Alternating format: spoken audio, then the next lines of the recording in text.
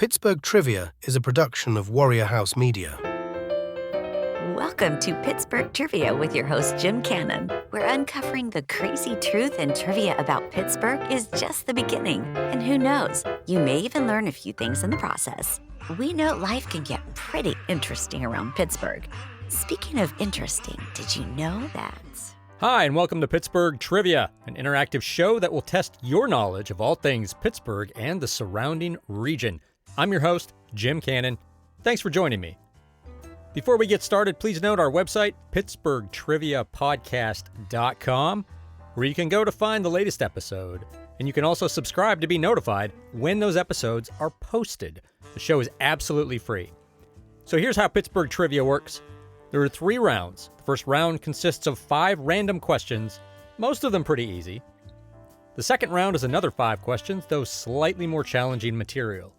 And the final round is just one much tougher bonus question. That's a grand total of 11 questions in all. For each round, I will read the question and give a 5-second pause before going on to the next one.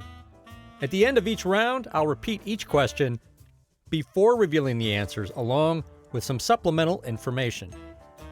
See, you can have fun and learn some things too. So those are the rules. If you're ready, let's get started. Round 1, question 1. In January 2022, this bridge carrying Forbes Avenue over 376 collapsed.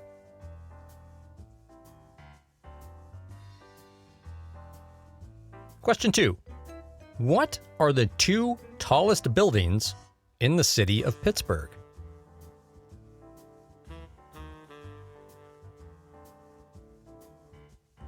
Question 3. Where in Pittsburgh can you find the bearded barbet, a hooded merganser, and a red-legged honey creeper?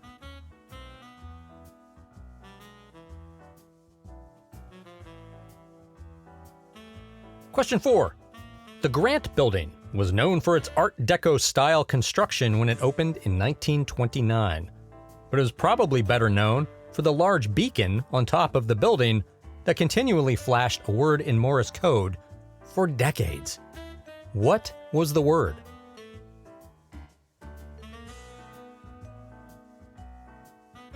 And question 5, this 1977 hockey film featuring characters like Killer Carlson, Dr. Hook, and a set of maniacal triplets was mostly shot in Johnstown, Pennsylvania, at the Cambria County War Memorial, though a few scenes were shot in Pittsburgh.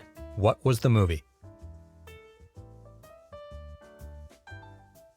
All right, hope you started strong with those questions. Let's take a few minutes to see how you did. Here are the round 1 answers. Question 1. In January 2022, this bridge carrying Forbes Avenue over 376 collapsed. That was the Fern Hollow Bridge. And that was pretty recent. There were a couple of vehicles on the bridge when it fell, but miraculously, nobody was killed. Question 2. What are the 2 tallest buildings in the city of Pittsburgh? The first one should have been obvious to everyone. The tallest building is the U.S. Steel Building at 841 feet.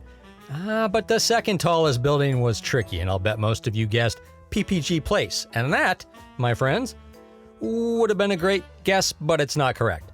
The second tallest building in Pittsburgh is the BNY Mellon Center building on Grant Street at a height of 725 feet. One PPG Place actually comes in third at 635 feet. Question 3. Where in Pittsburgh can you find the bearded barbet, a hooded merganser, and a red-legged honey creeper? The answer is the National Aviary on the north side. The names mentioned are 3 of the 150 species of birds located there. It's a great place to go, and kids seem to really enjoy it. Question 4. The Grant Building was known for its Art Deco style construction when it opened in 1929, but it was probably better known for the large beacon on top of the building that continually flashed a word in Morse code for decades. What is the word? The large red beacon flashed the word Pittsburgh.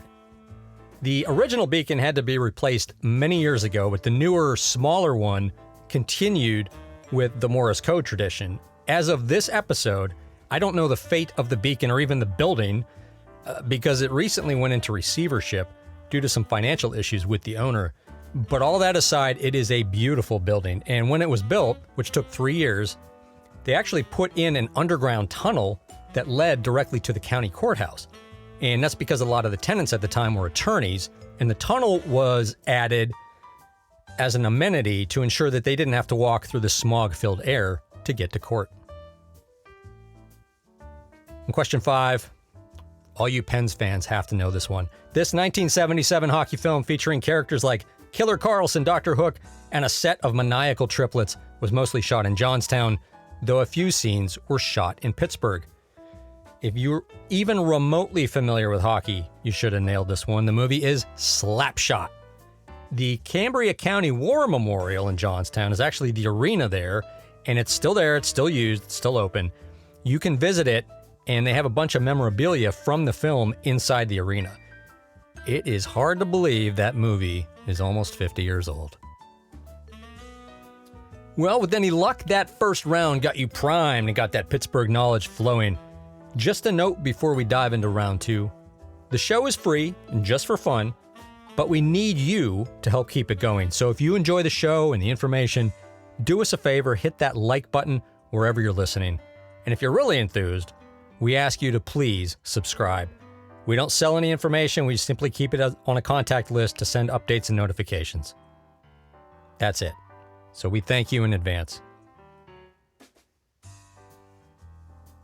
All right, so now it's on to round 2 with 5 more trivia questions about Pittsburgh. Here we go. Round 2, question 1. Built in 1901, this is the oldest ride at Kennywood.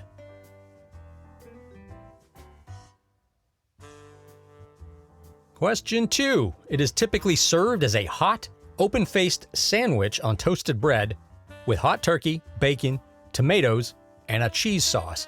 This sandwich was invented in Pittsburgh in 1934.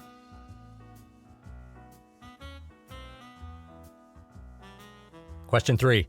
Steeler legend Terry Bradshaw had 4 Super Bowl wins without a loss. He shares this record with only one other quarterback, a guy actually from Western Pennsylvania.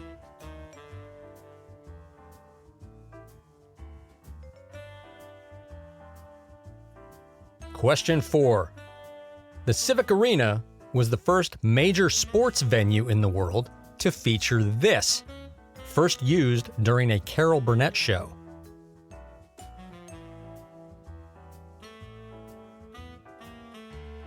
And question 5. Founded in West Overton, PA, by Henry Clay Frick's grandfather, and now produced in Kentucky, Old Overholt is a brand of what? That's it for the round 2 questions. Let's slow it down and we'll check the answers to see how you did, and we'll give you some extra information to go along with your responses. The round 2 answers. Question 1. Built in 1901, this is the oldest ride at Kennywood. The answer is the Old Mill.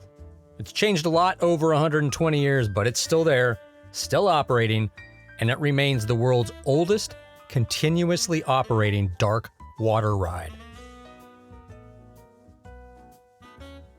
Question 2. Typically served as a hot, open-faced sandwich on toasted bread with hot turkey, bacon, tomatoes, and a cheese sauce. This sandwich was invented in Pittsburgh in 1934. That is the Turkey Devonshire. A guy named Frank Blandy came up with the creation, and he apparently wanted to give the sandwich a classy British-sounding label, so he named it after a street in Shadyside, Devonshire Street. The sandwich itself is almost identical to the Louisville Hot Brown, but instead of gravy over the top, it features the creamy cheese sauce. Question 3. Steeler legend Terry Bradshaw had 4 Super Bowl wins without a loss. He shares this record with only one other quarterback, a guy from Western Pennsylvania. And that is Joe Montana of Washington County, PA. Tom Brady has more wins than these guys with 7 rings for his fingers, but Brady also lost 3 Super Bowls. So is it better to have played and lost than never to have played at all? I don't know. Ask Tom Brady. Question 4.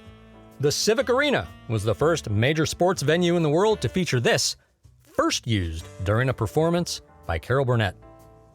And that is a retractable roof.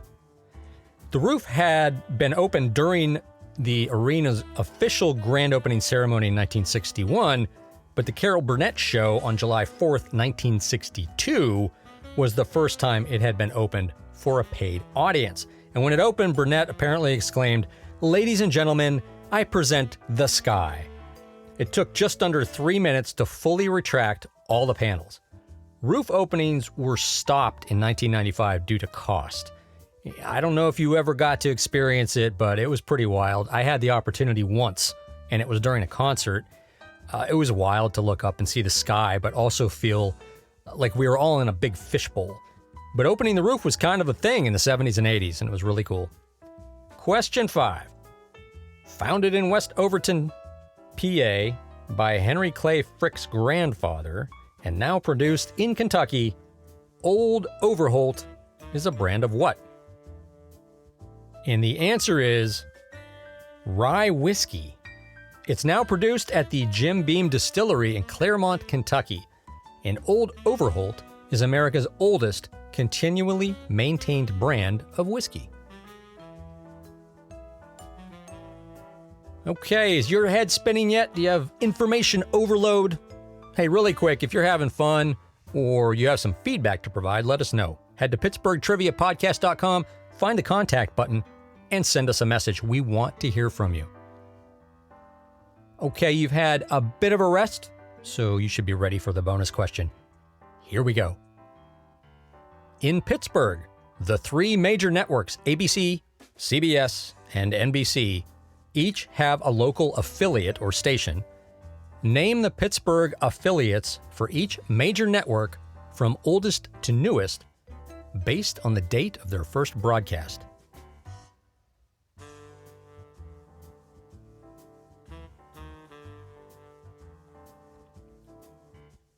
Oh, that was a tough one, and that's why I gave you a little extra time. Here we go. The oldest station in that group is CBS affiliate KDKA.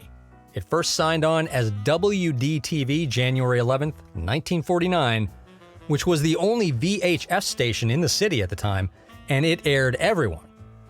But that station was bought by Westinghouse, and they converted the call sign to KDKA in January of 1955.